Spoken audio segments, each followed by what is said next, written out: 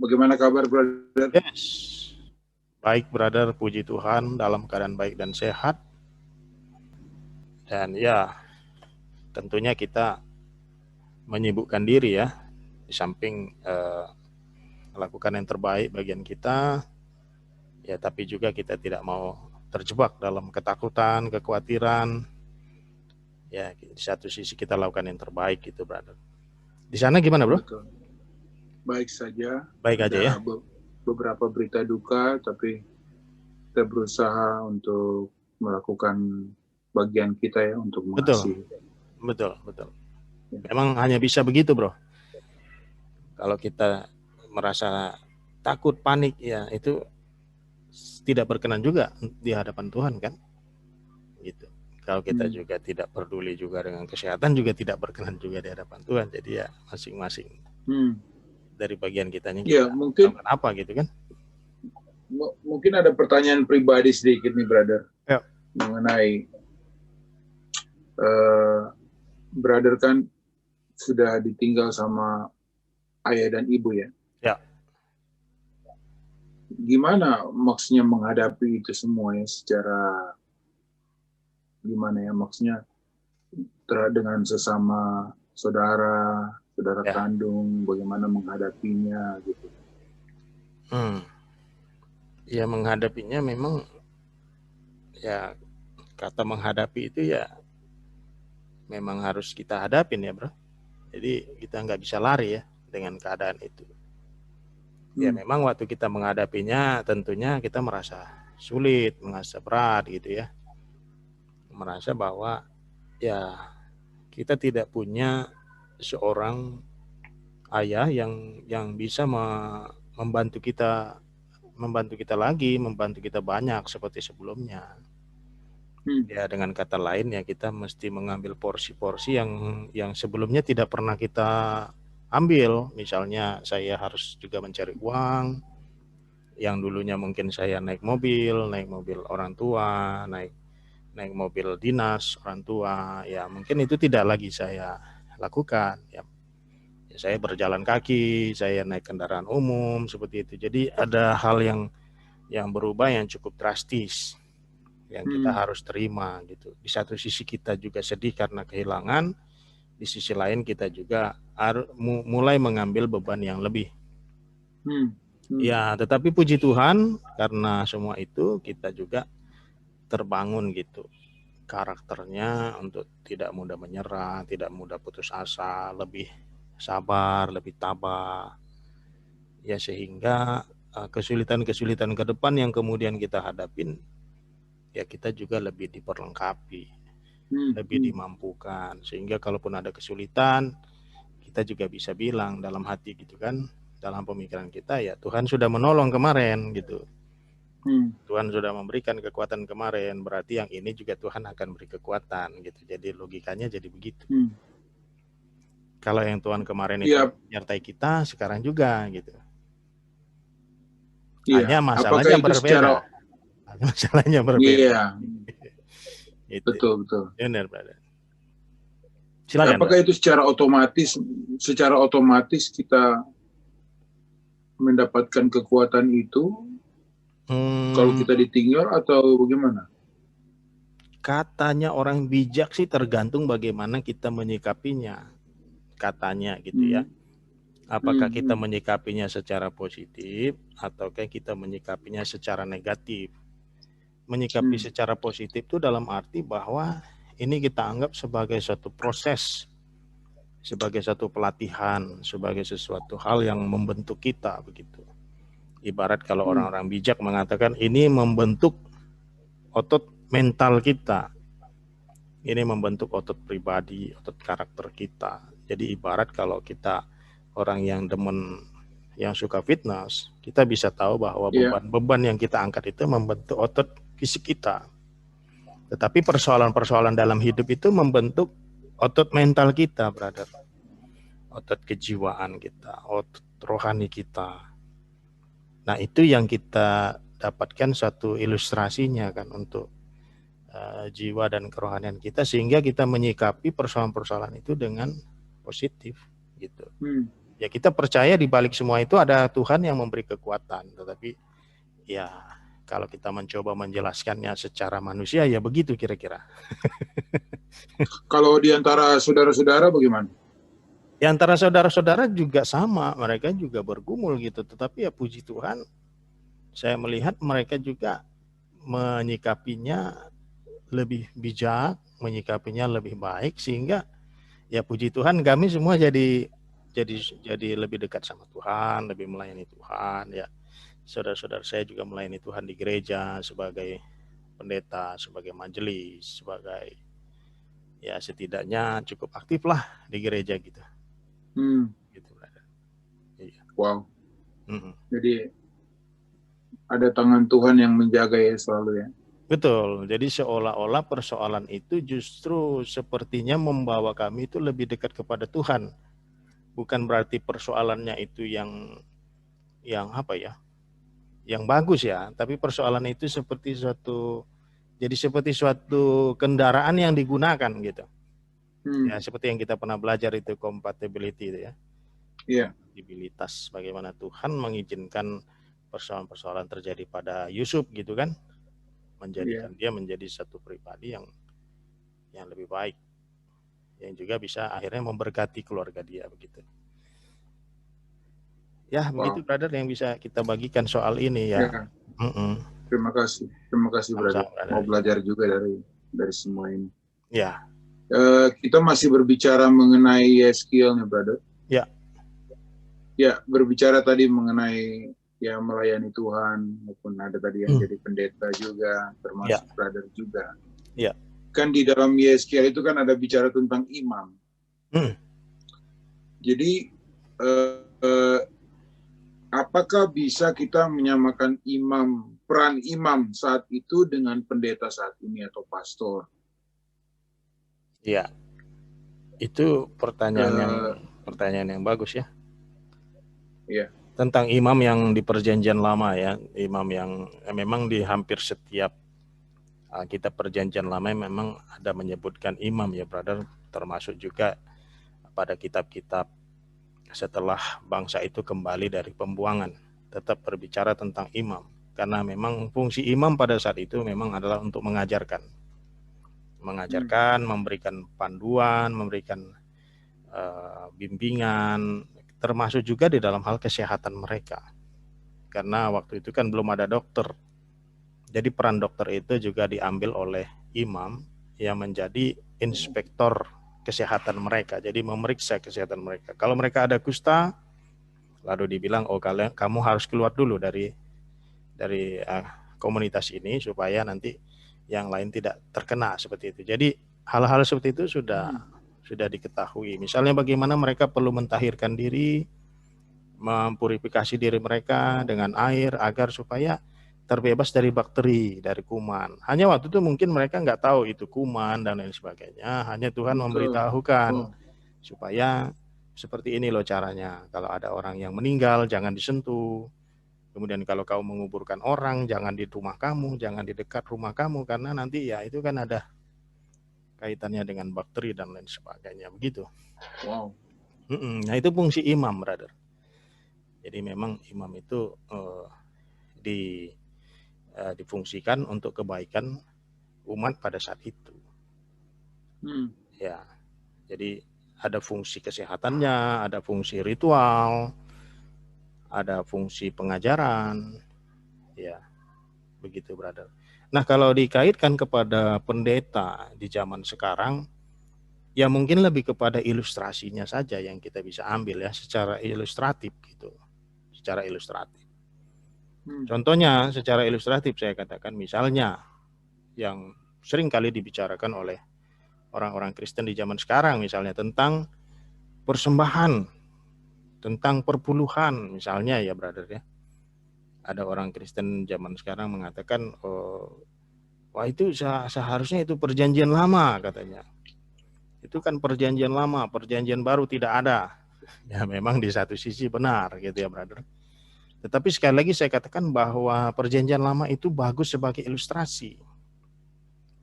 Nah, kalau dulu bahwa imam-imam bahwa untuk operasional juga membutuhkan materi atau finansial ataupun ya semacam katakanlah korban yang kemudian nanti ada pembagiannya dan lain sebagainya. Nah, itu bisa kita ambil, kita jadikan sebagai ilustrasi. Ilustrasi dalam perjanjian baru, bahwa dalam perjanjian baru juga tentunya di dalam pelayanan juga membutuhkan biaya-biaya operasional begitu. Contohnya ketika orang-orang kudus di Yerusalem, ketika itu terjadi suatu kesulitan ekonomi, maka Paulus mengumpulkan dana. Mengumpulkan dana dari gereja-gereja di luar Yerusalem untuk dikirimkan ke gereja di Yerusalem.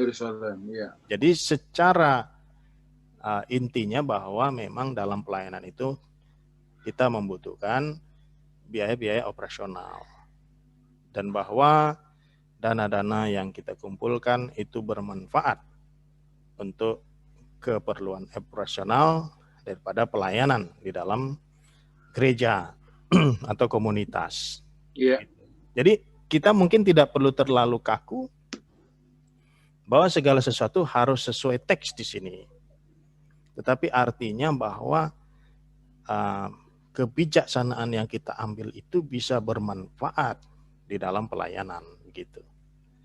Nah, tentang apakah itu harus 10% dan lain sebagainya, ya mungkin ya tidak, itu tadi saya katakan tidak harus tekstual di situ. Tetapi kita perlu mengerti bahwa pelayanan baik dalam perjanjian lama maupun dalam perjanjian baru tetap perlu diberikan dukungan, tetap membutuhkan biaya-biaya operasional yang mana ketika kita mendukung itu, maka pelayanan itu pun bisa berjalan dengan baik dan berkembang dan menjadi maju. Nah, tetapi mungkin satu hal yang mungkin diantisipasi oleh banyak orang Kristen atau ya katakanlah orang Kristen tertentu adalah agar jangan persembahan ini digunakan untuk memperkaya seseorang begitu ya. Nah, saya pikir ya itu perlu juga dipahami. Saya kira bukan hanya dalam hal gereja atau pelayanan ya, brother, tentang memperkaya diri ini. Di dalam pemerintahan juga kan mestinya begitu kan.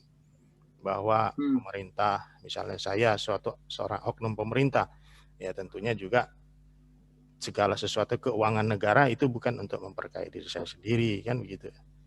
Ya, dalam arti mungkin berkaitan dengan korupsi atau mungkin berkaitan dengan gratifikasi dan lain sebagainya. Saya kira bukan hanya soal dalam gereja, pemerintahan gereja, tapi juga pemerintahan yang negara atau sekuler. Tapi intinya yaitu bahwa biaya itu diperlukan untuk operasional dan perkembangan kemajuan dan tidak untuk memperkaya diri sendiri atau sekelompok orang. Itu sebagai contoh tentang perjanjian lama dan perjanjian baru. Begitu, brother. Iya, pertanyaan saya mungkin perannya ya, artinya begini, kita kan dulu kalau kita di gereja yang maksudnya gereja-gereja yang kebanyakan yang dari gereja Belanda maupun gereja dari Eropa gitu kan, kita meminta kepada pendeta kita untuk mendoakan kita mengundang pendeta untuk kebaktian dan memberkati. Kemudian pokoknya hal itu sepertinya kita memperlakukan pendeta itu seperti imam gitu. Artinya itu kita nggak bisa langsung ke Tuhan gitu, harus melalui pendeta itu. Seberapa tepat sesuatu itu kita bisa lakukan. Dan kalaupun sebenarnya minta berdoa kepada orang pun tidak ada masalah. Cuman artinya kan kita memperlakukan si pendeta ini kan betul-betul di tempat yang sangat posisinya seperti imam yang ada di perjanjian lama gitu. Sedangkan kalau kita lihat di perjanjian baru kan kita sebenarnya nggak terlalu banyak melihat posisi pendeta ya. Ya kita tahu orang-orang kudus seperti murid-murid Yesus secara langsung gitu kan, yang mereka yang memang, tapi memang di gereja-gereja seperti Calvinis maupun Lutheran kan mereka punya orang-orang yang memang yang kita pandang sebagai seorang yang sangat beriman dan memberikan kita suatu pemahaman-pemahaman yang lebih dekat untuk bisa lebih dekat kepada Tuhan gitu, brother. Iya, ini pertanyaan yang bagus sekali, brother. Ini menurut saya persoalan kontemporer. Menurut saya ini persoalan terkini juga ya, di mana ada kecenderungan kelompok tertentu dalam gereja, kelompok tertentu dari kekristenan itu sendiri sering memperdebatkan perbedaan-perbedaan ini. Jadi seringkali mengatakan, oh yang begitu salah, yang begini benar, oh yang kalau begitu salah, itu tidak sesuai dengan teks, ini sesuai dengan teks, dan lain sebagainya. Kadang-kadang kita bisa terjebak di dalam permainan teks itu, brother. Kita terjebak di dalam konteks yang menurut kita harus diseragamkan. Padahal sebenarnya kita lihat saja, misalnya apakah penerapan yang seperti itu efektif dalam konteks tertentu. Misalnya kalau kata brother tadi, kalau di wilayah saya, katakanlah di Ambon misalnya, penerapannya seperti ini, brother, misalnya bahwa mereka seperti itu minta didoakan lalu kemudian diberikan persembahan kasih. Kita lihat aja apakah itu efektif di sana atau tidak. Gitu. Kalau kita lakukan berbeda, kira-kira lebih efektif atau tidak? Begitu. Apakah penduduk di sana lebih suka memberikan dukungan pelayanan dalam bentuk seperti itu, atau dalam hal yang lain, dengan cara yang lain? Apakah dengan cara yang lain ada sesuatu gagasan yang lebih baik? Gitu. Jadi mungkin kita lihat di sini, pertama adalah konteksnya. Yang kedua, apakah yang sudah diterapkan itu efektif? Kalau masih, ya mungkin kita nggak perlulah mengatakan, oh itu salah, ini tidak sesuai teks, dan lain sebagainya gitu. Kalau ternyata dalam komunitas itu sudah berjalan dengan baik dan efektif dan lain sebagainya, ya mengapa kita harus merubahnya juga? Dan kalaupun kita mau merubahnya, apakah perubahan yang kita tawarkan ini akan mendatangkan sesuatu hasil yang lebih baik atau tidak? Mungkin ke situ sih, brother. Ya, jadi mungkin kita nggak perlu cerewet lah dalam tanda petik ya, nggak perlu cerewet mengatakan oh itu salah, itu tidak sesuai teks gini dan lain sebagainya gitu, karena Alkitab juga nggak ada bilang itu salah.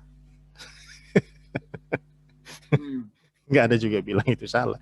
Itu kan interpretasi kita terhadap teks yang kita merasa mungkin benar tentang sesuatu gitu ya, tentang sesuatu yang kita gagas gitu. Tapi itu juga tidak ada dikatakan salah oleh Alkitab juga gitu.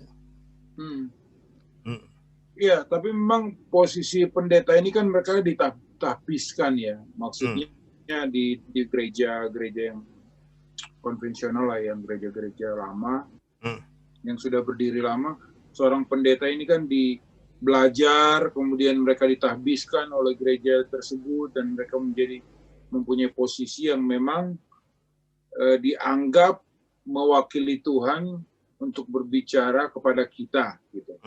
Dan ini saya merasa ya patut kita hormati juga.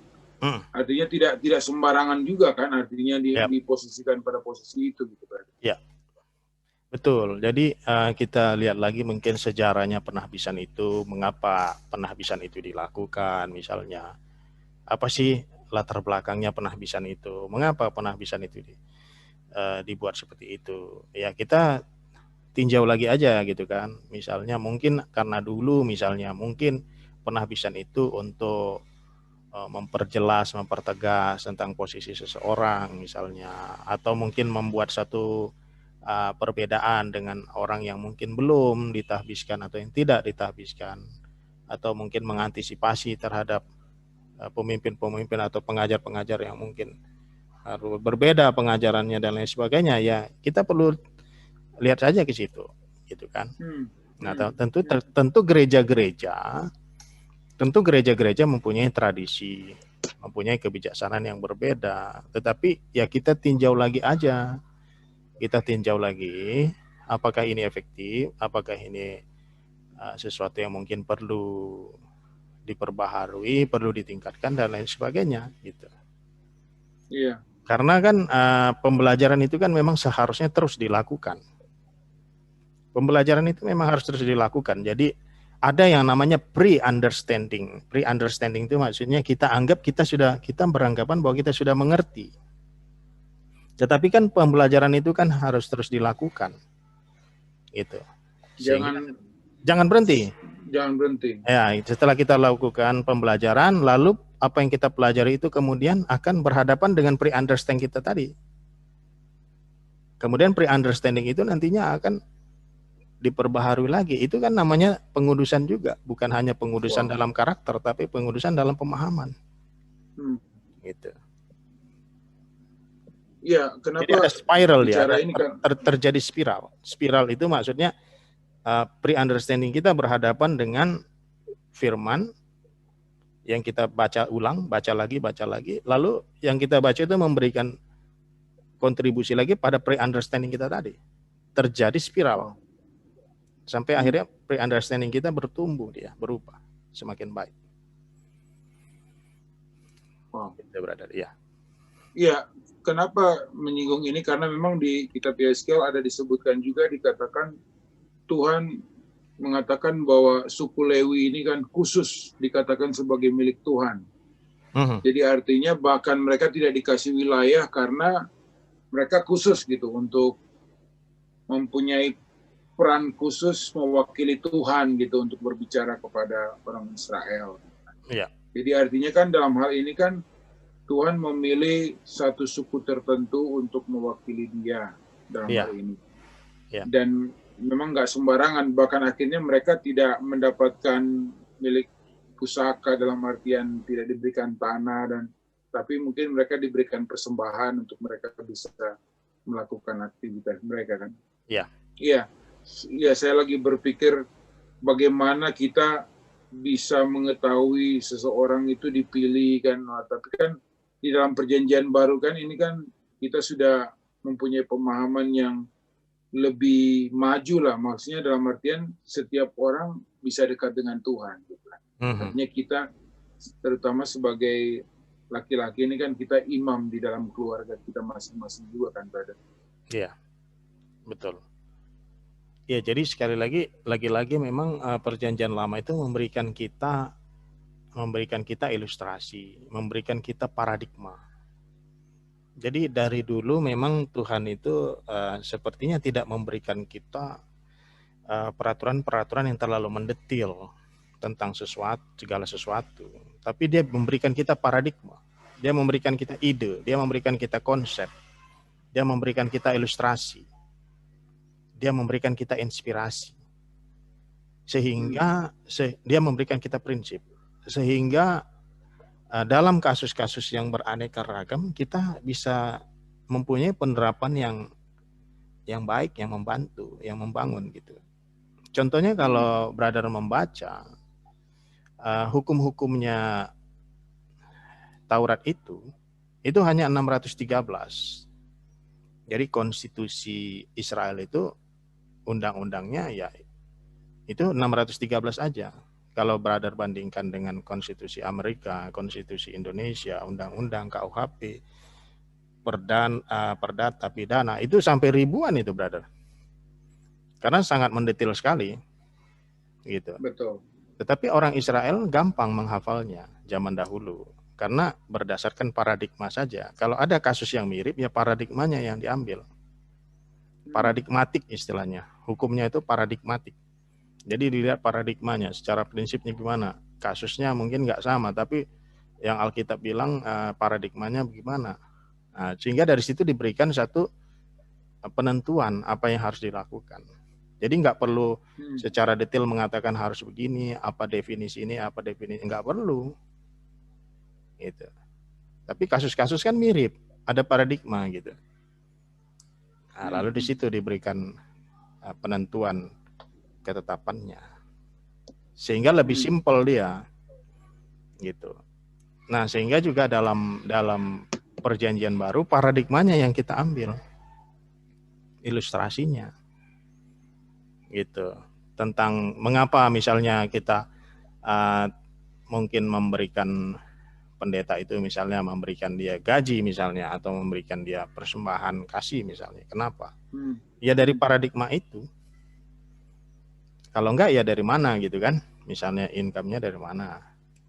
Tapi ya sekali lagi itu memberikan kita ide, gagasan, memberikan kita konsep, memberikan kita paradigma gitu. Ya tapi nggak harus kontekstual. Kita nggak harus bilang, oh kalau di sini ngomongnya begini, berarti perjanjian baru harus begini. Enggak. Ya lihat aja konteksnya. Gitu. Ya, kita bisa bijaksana kan di situ. Gitu. Betul, brother. Tapi kan yang pasti ada batas yang jelas bahwa uang itu tidak untuk memperkaya pelayan Tuhan, hamba Tuhan, pendeta, tapi untuk bagaimana supaya dia bisa mendapatkan dukungan secara finansial dan dia dapat melayani dengan fokus, dengan konsentrasi, dengan ya tidak perlu memusingkan lagi hal-hal yang seharusnya tidak yang mungkin menghalangi dalam pelayanannya gitu kan. Gitu. Iya. Brother tadi bicara tentang ilustrasi ya. Iya. Jadi sekarang kita menuju kepada bait suci. Iya. Jadi pembangunan bait suci sangat detail. Yang kita tahu di zaman Salomo pun sangat detail. Yang saya mau mungkin bagaimana dengan kita hari ini melihatnya bait suci sama dengan gereja atau tidak? Gereja dalam artian gedung. Jadi artinya itu tempat di mana pertama-tama mungkin bait suci yang saat itu fungsinya sama tidak dengan gereja. Kemudian bagaimana kita bisa mengambil hal yang baik ataupun benar dalam bagaimana kita mempunyai gereja di saat-saat seperti ini gitu ya. Yang ya saya nggak tahu mulai konsep gedung gereja itu sejak kapan, mungkin berada juga bisa kita dijelaskan juga. Tentu saja ini pasti berawal dari perjanjian lama, tapi artinya mulai di saat zaman modern itu sejak kapan gitu, brother? Ya. Ini pertanyaan yang bagus dan perlu juga kita meninjau sampai kepada sejarah bagaimana awal orang-orang Kristen itu mulai berkumpul secara keseluruhan gitu ya.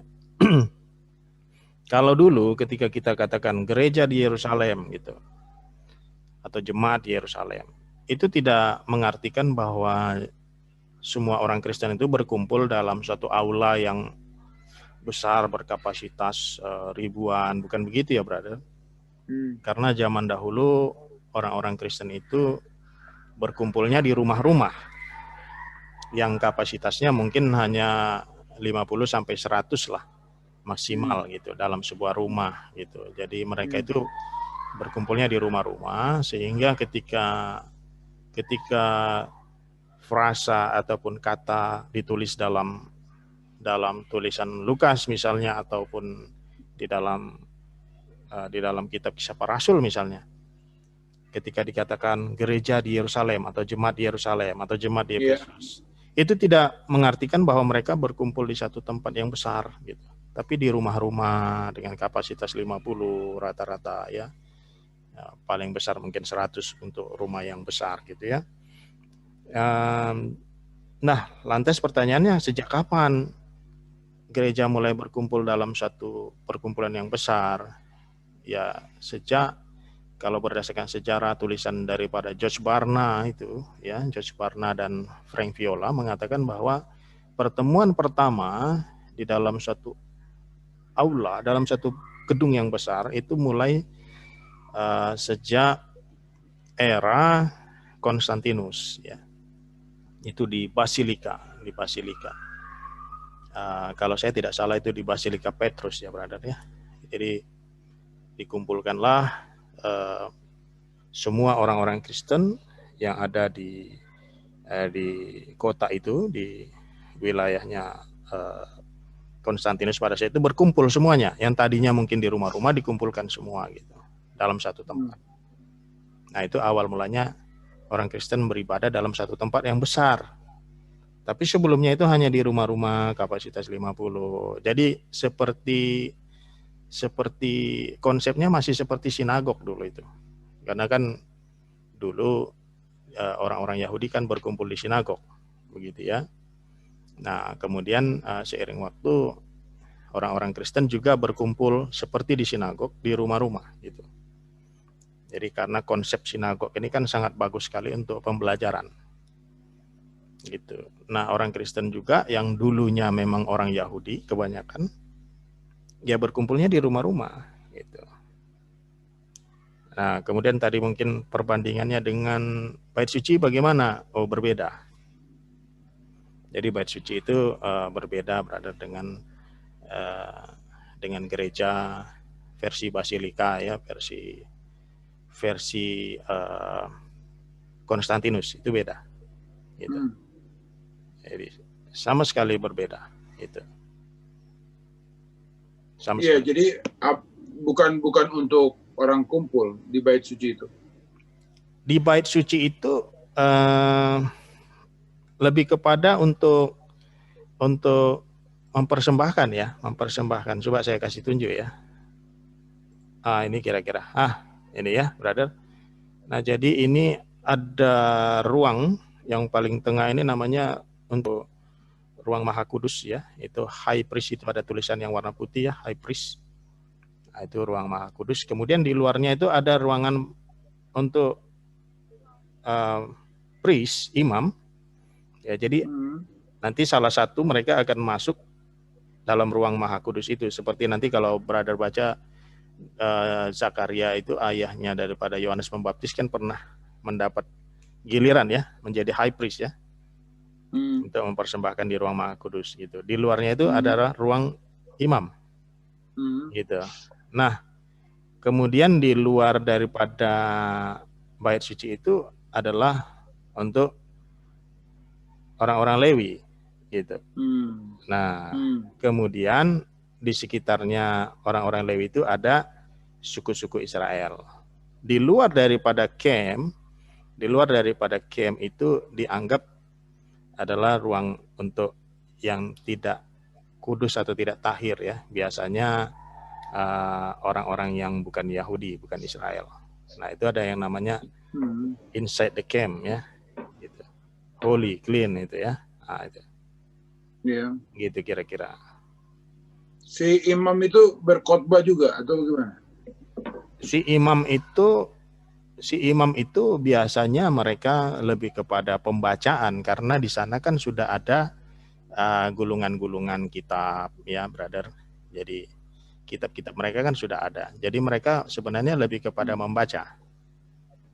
Jadi membaca, kemudian ya mungkin menjelaskan, tetapi berbeda dengan khotbah kontemporer ya, berbeda begitu, brother. Iya. Jadi lebih kepada pembacaan.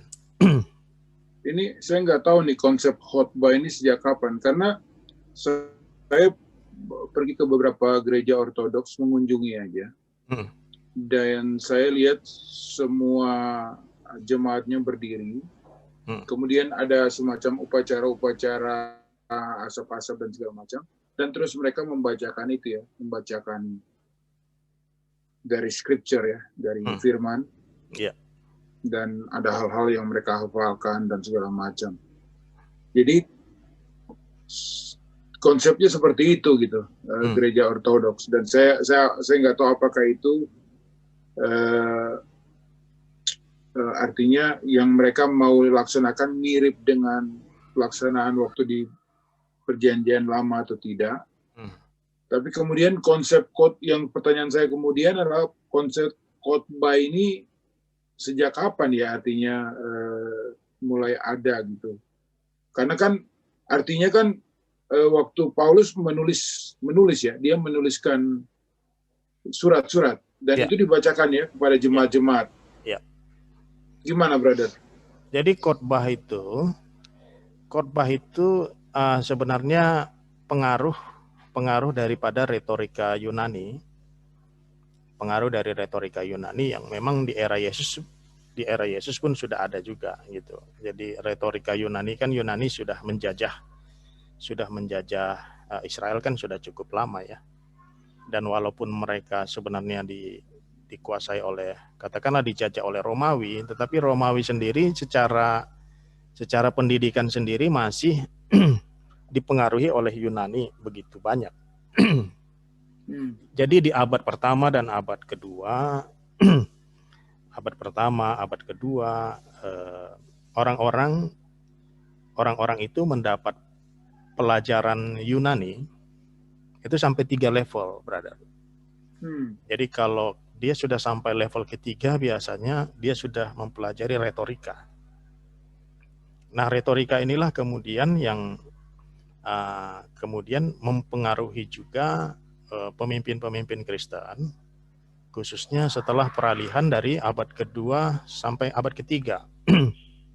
Jadi abad pertama dan abad kedua itu kepemimpinan gereja masih didominasi oleh orang-orang Yahudi yang mereka cenderung dalam pengajarannya bersifat interaktif. Jadi dialog interaktif. Jadi kalau brother baca dalam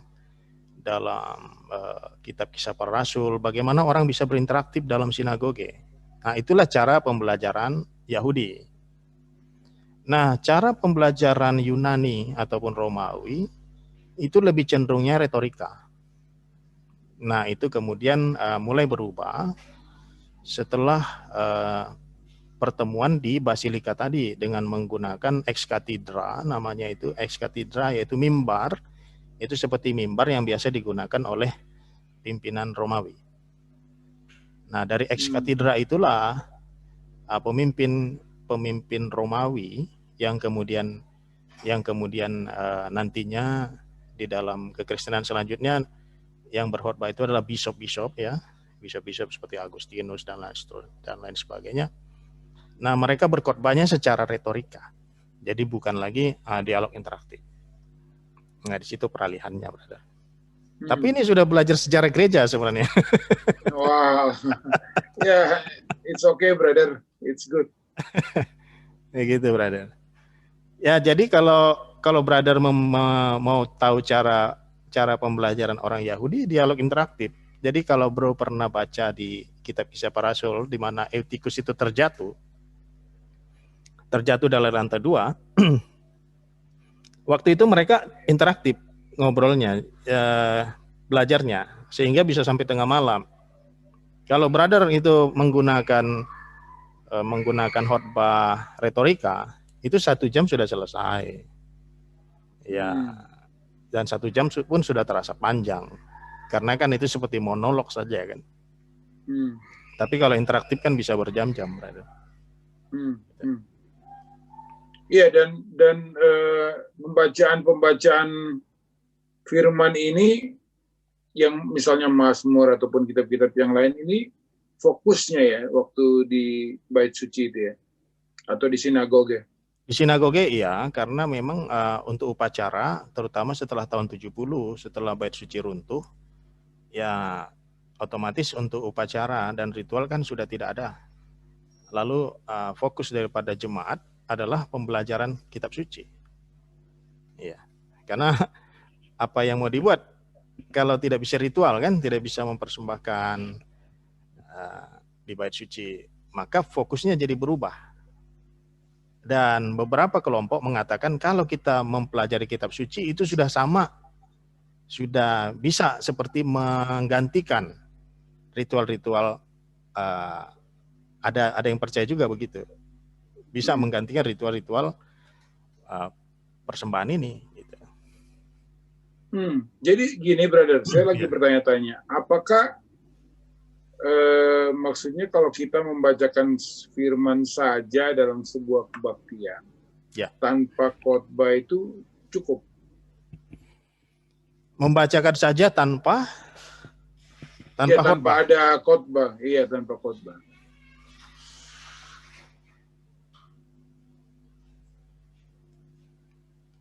Cukup kalau kita tidak mempunyai orang yang cukup handal dan mempunyai karunia untuk mengajar atau mempunyai karunia untuk menjelaskan. Kalau menjelaskannya jadi ngawur kan lebih baik dibaca aja. Lebih bagus baca. Betul. Baca berulang. Nanti kan kita setidaknya akan mendapat hal yang mungkin yang bisa kita tangkap setidaknya. Daripada dijelaskan tapi yang menjelaskan ngawur gitu kan. Oke. Jadi sebenarnya bisa saja, karena kan misalnya kalau kita baca kitab Roma misalnya kan itu banyak sekali sepertinya Paulus bicara kepada diri sendiri, dia menerangkan lagi, dan itu sangat menarik juga. Sepertinya kalau kita khotbahkan lagi, kita nambahin lagi kan ininya kan. Asalkan memang waktu menjelaskan mengajarnya cukup tepat gitu. Tepat. Cukup mendekati gitu ya. Misalnya surat-surat itu kan sebenarnya surat-surat itu kan mempunyai konteks tersendiri gitu. Konteks tersendiri. Nah, terutama surat-surat Paulus harus dipahami dengan konteks Greko-Roman, di mana jemaat pada saat itu memang hidup dalam budaya dan situasi Yunani dan Romawi. Situasinya kita pahami persoalan-persoalannya ketika itu, karena kan memang Paulus ini kan memang diutus untuk orang-orang Yunani, sehingga kita mesti pahami juga dunia Yunani, dunia Romawi, dunia non-Yahudi ketika itu seperti apa gitu. Supaya teksnya itu nyambung dengan konteksnya gitu, brother. Iya, brother, mungkin ini yang terakhir untuk bait suci ya. Saya lagi pikir kita membangun gereja ini kan sekarang kan luar biasa mewah. Artinya kita tentu saja menyamakan dengan, mencoba menyamakan seperti apa yang dikatakan di mana Tuhan kepada Salomo ataupun kepada Daud, ukuran-ukurannya dan segala macam. Kemudian di kitab Yeskiel ini juga kita baca bagaimana detail-detailnya, dan akhirnya kita menganggap bahwa mungkin kita mau bangun yang terbaik untuk Tuhan. Jadi artinya pembangunan gereja pun memang, kalau saya pergi ke Timor Leste misalnya, itu walaupun misalnya rumah-rumah penduduk itu biasa-biasa, tapi gereja itu spesial. Artinya gereja itu harus bagus banget lah. Kita bisa dari jauh tuh kita sudah bisa lihat gedung gereja luar biasa. Memang bagus gitu. Artinya kita bisa kagum dengan semua itu. Tapi artinya tidak untuk mau kasih pro on the spot, tapi artinya bagaimana kita sebenarnya menyingkapi hal seperti ini. Pengaruhnya ini adakah pengaruh langsung dari perjanjian lama, dan pemahaman itu bagaimana yang sebenarnya. Ya. Kemungkinan ada pengaruh dari situ. Jadi merasa bahwa karena ini rumah Tuhan, ya kita harus bangun lebih lebih megah dan lain sebagainya. Tetapi dalam perjanjian baru kan Paulus kan sudah berbicara juga bahwa ya bait Allah itu adalah diri kita, begitu kan. Kemudian praktek-praktek yang diterapkan pada abad pertama ya memang mereka tidak berpikir untuk membuat pertemuan yang begitu besar gitu. Dan menurut George Barna dan Frank Viola yang mungkin lebih mengetahui, melakukan survei penelitian lebih banyak tentang gereja, mereka mengatakan bahwa pertemuan-pertemuan dalam skala yang lebih besar cenderungnya tidak relasional. Pertemuan-pertemuan dengan skala yang lebih kecil justru lebih relasional gitu. Sorry bro, maksudnya relasional di antara jemaat atau di antara jemaat? Okay. Di antara jemaat. Dan bisa bayangkan kalau pertemuan kita tidak relasional, berarti waktu yang kita investasi itu tidak membangun relasi di antara jemaat. Begitu. Jadi mungkin dari sisi disadvantage-nya jadi di situ, brother. Dari sisi perayaan, celebration, ritual, mungkin memang terkesan lebih megah untuk kapasitas mungkin ribuan, puluh ribuan, kan terkesan kan megah ya. seolah bahwa itu memang kita persembahkan kepada Tuhan untuk kemuliaan Tuhan. Memang terkesannya megah begitu, tetapi memang ada kecenderungannya tidak relasional. Gitu. Nah, kemudian mungkin pertanyaan jadi kita pilih yang mana gitu kan? Apakah kita harus tutup gerejanya atau kita tidak menggunakan lagi gedung gereja? Ya kembali lagi pada konteks masing-masing di mana kita berada. Kalau misalnya kita sudah mempunyai gedung gereja dan itu bisa menampung kegiatan kita, maka jangan dilupakan atau jangan memandang rendah atau memandang sebelah mata dengan pertemuan-pertemuan yang lebih kecil. Pertemuan-pertemuan di rumah yang lebih relasional gitu. Jadi kalau bisa digunakan dua-dua, gunakan dua-duanya. Kalau tidak memungkinkan untuk dua-duanya, misalnya gini, ada gereja-gereja yang mungkin tidak punya gedung, ya mungkin nggak perlu sedih juga, nggak perlu merasa kecil hati, wah kami nggak punya gedung besar dan lain sebagainya, ya nggak harus begitu, gitu kan? Ya nikmatilah pertemuan yang mungkin ada 10 orang, 15 orang, ya nikmatilah pertemuan itu yang lebih relasional, kekeluargaan dan lain sebagainya gitu. Jadi memang karena kebiasaan kita memang berorientasi pada angka, mungkin seringkali kita merasa kecil hati kalau jumlah kita itu hanya 10, 15 orang. Padahal sejujurnya pertemuan yang 10, 15 orang atau 5 orang mungkin lebih relasional. Mungkin bisa lama bertemunya tuh, nggak cuma 1 jam. Kalau di gereja yang besar celebration mungkin kan 1 jam 2 jam udahlah, ya kan, pulang gitu kan.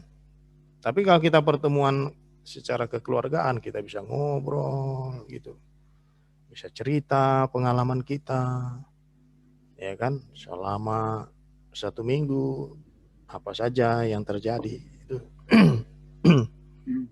Makan bersama. Kalau di gedung misalnya mega church gitu kan nggak mungkin kita makan bersama, brother. Ya kan? Paling sudah jam makan siang ya kita harus pulang kan. Gitu. Iya. Saya pernah waktu di Belanda ada seorang ibu, dia berdiri tidak jauh dari gedung gereja. Gerejanya gereja tua. Dan dia di situ berdiri sambil mengundang orang untuk datang ke gereja. Gereja itu cukup besar, tetapi mungkin yang datangnya ya nggak begitu banyak. Tapi saya lagi pikir ya artinya waktu dia undang itu dia bilang, oh kita cuma mau undang supaya minum teh gitu kan, maksudnya nggak ada kebaktiannya itu nanti gitu, tapi silahkan datang lihat gedung gereja. Mungkin kesannya kita tuh bukan orang Kristen atau gimana, tapi it's okay ya. Tapi artinya saya menghargai juga apa yang dia lakukan gitu. Tapi memang keadaan gedung gereja di Belanda terutama kan gedung-gedung tertentu nggak serame yang mungkin 10 tahun lalu atau 20 tahun lalu. Jadi ada penurunan. Oke. Iya, penurunan benar. Kehadiran. Benar. Memang dalam studi-studi sejarah gereja tentu hal ini sudah menjadi bahan untuk penelitian, brother. Bahan penelitian. Jadi haruskah seperti ini dipertahankan atau apakah yang harus kita lakukan untuk meningkatkannya, apa advantage-nya, apa disadvantage-nya. Nah, itu memang satu tantangan untuk kita untuk mempelajari lebih jauh, khususnya yang mungkin mengambil fokus sejarah gereja. Karena kan kalau program-program doktoral itu biasanya kan ada lebih spesifik ya. Ada ahli perjanjian baru, ada ahli perjanjian lama, ada penekanannya pada sistematika, ada yang penekanan pada sejarah gereja dan lain sebagainya. Ada fokus-fokus tertentu. Kalau kita sudah mengambil tingkat S3 ya, doktoral atau PhD gitu ya.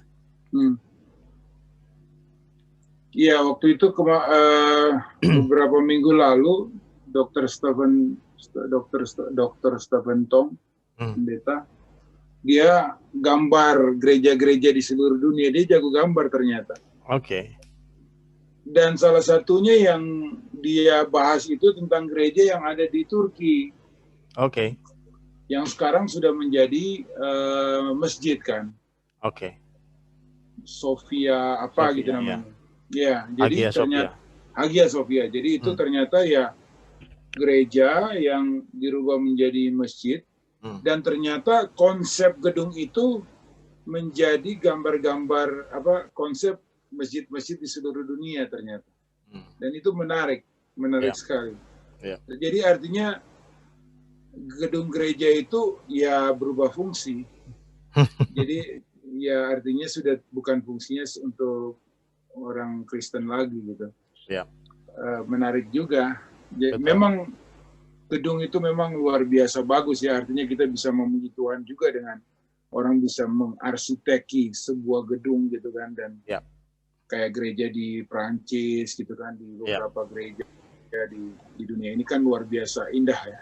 Ya, indah dan artistik, seni, cita rasa seninya sangat tinggi. Ya, sekali lagi kita nggak bisa bilang salah benar soal ini karena memang konteks situasinya berbeda. Cuman mungkin ya lagi-lagi kita perlu mengevaluasi efektivitasnya, advantage disadvantage-nya di mana gitu kan. Begitu kalau menurut saya, brother. Iya. Dan apa juga konsep keunggulan, kelebihan ya. Konsep gereja bahkan di daerah-daerah Rusia termasuk di Kyrgyzstan itu ya seperti di Hagia Sophia itu. Dia punya kubah besar. Itu saya waktu pertama lihat ini masjid, ternyata itu gereja Ortodoks ya. Gereja Ortodoks. Dan itu memang ya sejarahnya. Kemudian di atasnya biasanya ada gambar-gambar juga ya di kubahnya ya. Betul. Itu detail-detailnya banyak sekali. Iya benar. Dan biasanya mempunyai makna tersendiri kan. Ini artinya apa? Ada artinya. Betul. Gitu. Betul. Ya artinya ada bagusnya juga, tapi artinya kita bisa melihat pasti ada tujuan Tuhan juga ya semua ini kan, brother. Iya. Karena zaman itu berubah, berbeda, setiap era itu berbeda. Sehingga yang dulu relevan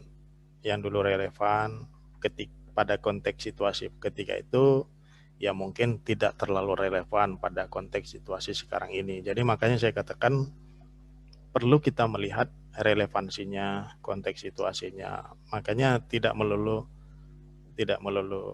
soal teksnya gitu. Jadi kalau kita hanya bermain pada teks tanpa melihat konteks, maka mungkin saja jangan-jangan kita bisa tidak akurat juga gitu dalam aplikasinya. Karena mungkin saja teks itu diberikan pada konteks tertentu gitu.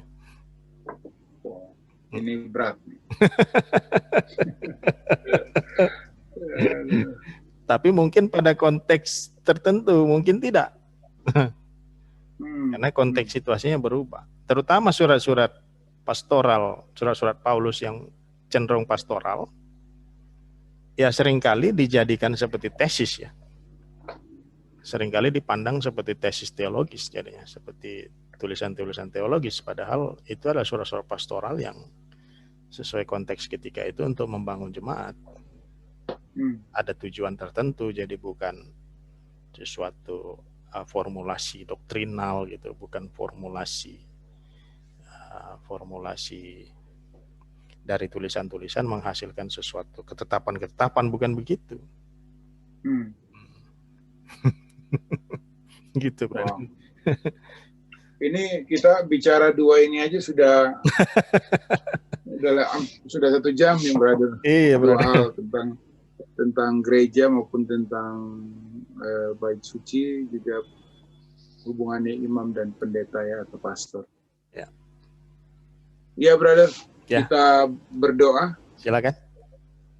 Terima kasih Tuhan, kami bersyukur sekali lagi karena bisa berikan kesempatan untuk membahas akan firman. Satu hal yang kami syukuri bahwa kami terus bertumbuh untuk belajar, tidak pernah berhenti belajar Tuhan sampai Engkau memanggil kami nanti. Berkati Tuhan akan saudara-saudara kami, teman-teman kami yang sedang berduka karena COVID yang